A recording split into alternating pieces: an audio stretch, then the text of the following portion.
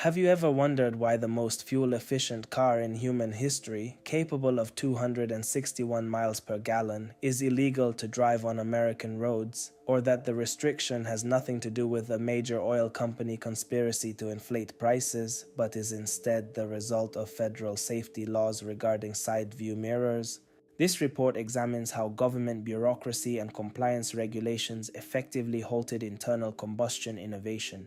It explores the involvement of a legendary NASCAR mechanic who engineered a 51-mile-per-gallon high-performance sports car in the 1980s, only for the project to be abandoned because extreme engine temperatures and emissions regulations rendered it unviable.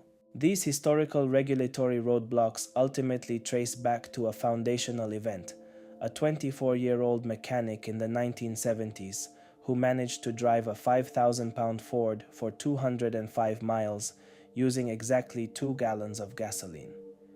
His sudden death, following an alleged $25 million offer to bury his invention permanently, birthed the most persistent conspiracy theory in automotive history.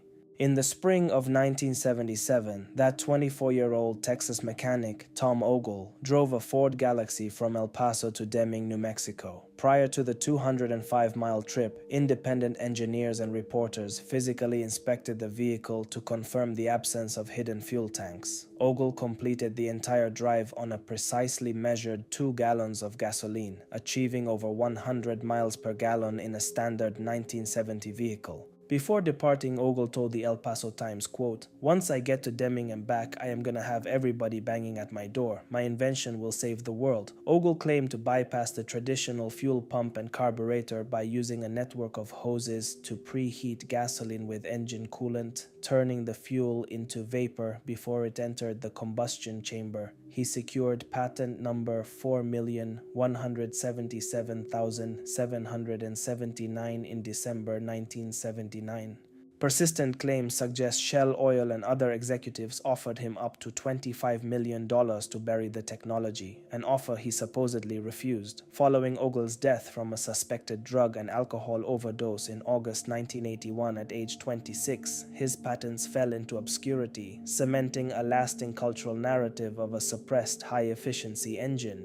Persistent claims suggest Shell Oil and other executives offered him up to $25 million to bury the technology, an offer he supposedly refused. Following Ogle's death from a suspected drug and alcohol overdose in August 1981 at age 26, his patents fell into obscurity, cementing a lasting cultural narrative of a suppressed high-efficiency engine.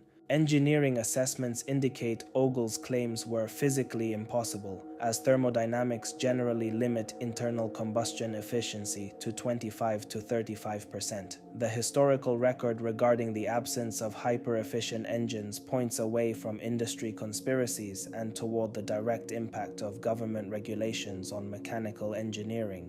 During the 1980s, NASCAR mechanic Henry "Smokey" Unick developed what he designated the hot vapor cycle engine, operating under his stated philosophy that, quote, "You don't race cars, you race the rule book." Unick modified a standard 2.5-liter, 4-cylinder Pontiac Iron Duke engine. He engineered a system to capture waste heat from the exhaust and coolant, utilizing it to superheat the air-fuel mixture prior to combustion.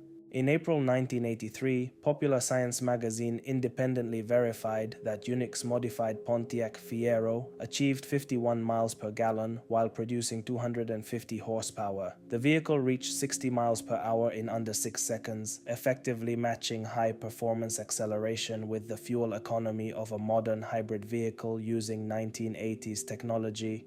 The primary barrier to production was the extreme internal heat required by Unick's engine, which created the risk of standard fuel lines rupturing under pressure. The system necessitated highly specialized, durable components to contain the pressurized vapor and prevent catastrophic failure.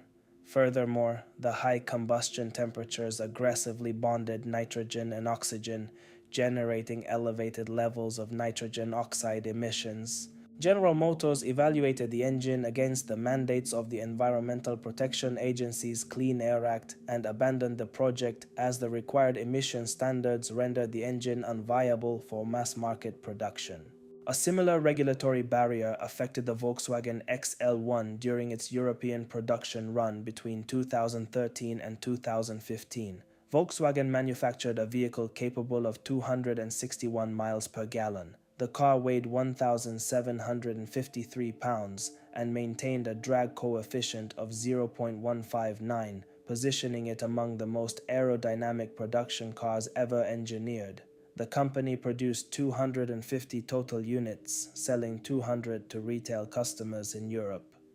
In April 2014, a widely circulated article claimed the United States government explicitly banned the Volkswagen XL1 to protect oil company profits.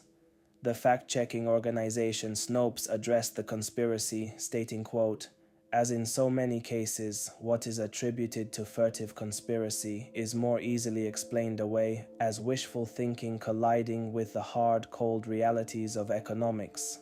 While the vehicle was indeed illegal to drive on American roads, the restriction stemmed from aerodynamic design choices rather than industry protectionism."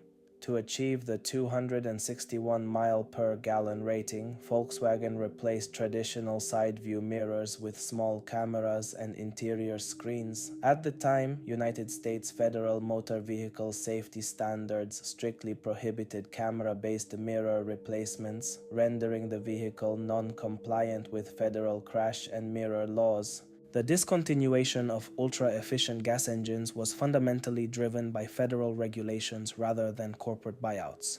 Automakers largely abandoned the pursuit of vapor carburetors and extreme thermal efficiency due to the strict limitations imposed by government mandates regarding emissions and safety standards. Following these regulatory constraints, the automotive industry pivoted toward electric vehicles and plug-in hybrids. The 100 mile per gallon internal combustion engine remains unviable as a direct result of federal compliance requirements.